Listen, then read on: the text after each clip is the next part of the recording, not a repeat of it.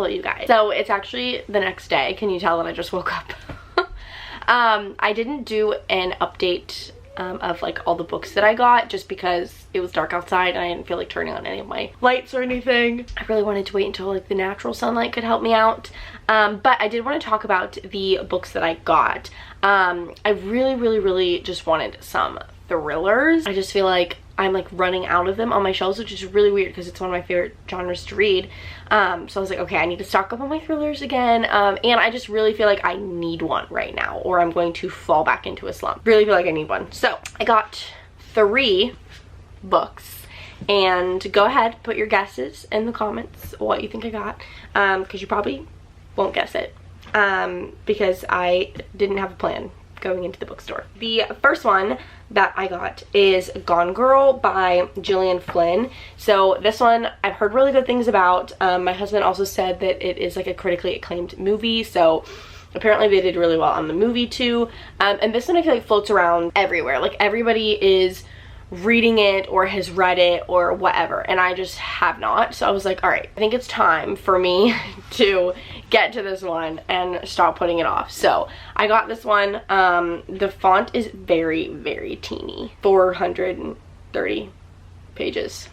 Yeah, so it's a pretty big book, but I feel like it would be really fun, and I really want to do a thriller vlog soon, so maybe this one will be in that vlog. The next book that I got, which you probably like would guess this one because it is a really popular one right now, that I feel like everybody is talking about and reading, and typically like recently I'm trying not to just buy books because the world is talking about it, and really trying to buy the book if I feel like I'm going to read it.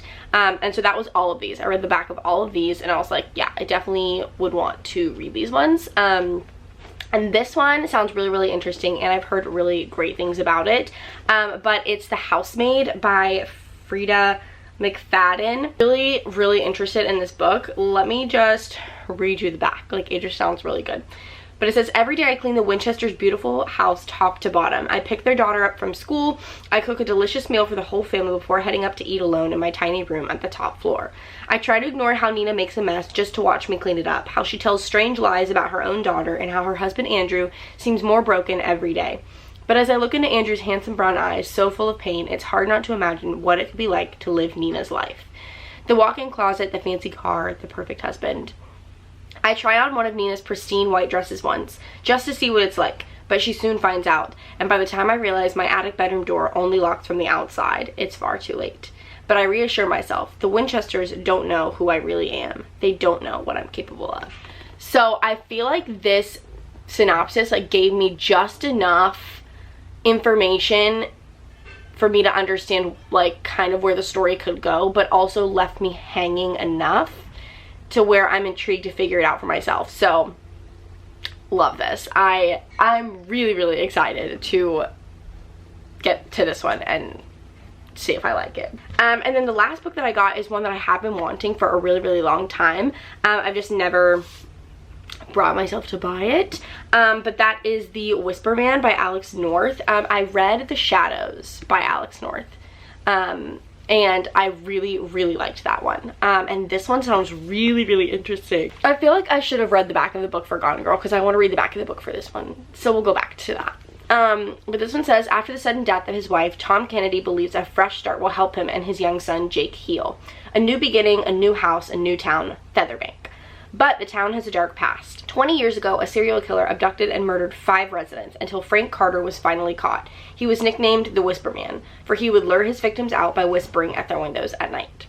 Just as Tom and Jake settled into their new home, a young boy vanishes. His disappearance bears an unnerving resemblance to Frank Carter's crimes, reigniting old rumors that he preyed with an accomplice.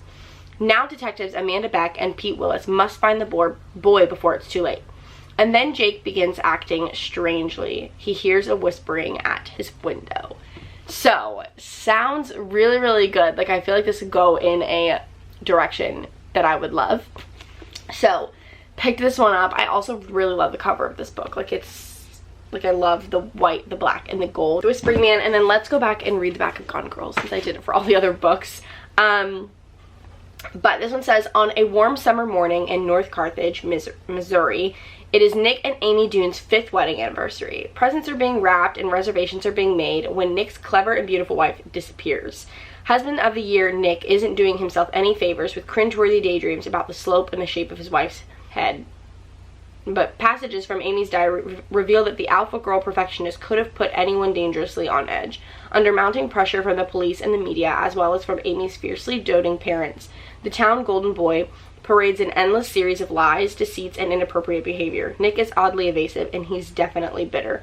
But is he really a killer? Just sounds kind of interesting. Again, I feel like it's one of those synopses where, like, I'm interested to find out what's going on, but I'm not, like, they didn't give me too much information to where, like, I'm no longer interested, if that makes sense. So yeah, I feel like it'd be good, and I feel like this one shows up everywhere, and I don't know why I haven't bought it yet, so I decided to buy it. These are the 3 books that I ended up getting from Barnes & Noble. I feel like I should be on a book buying ban, but also, like, why would I do that when I could buy books? Anyways, that is everything for this book shopping vlog. I really hope you guys enjoyed it, and I will see you in my next video.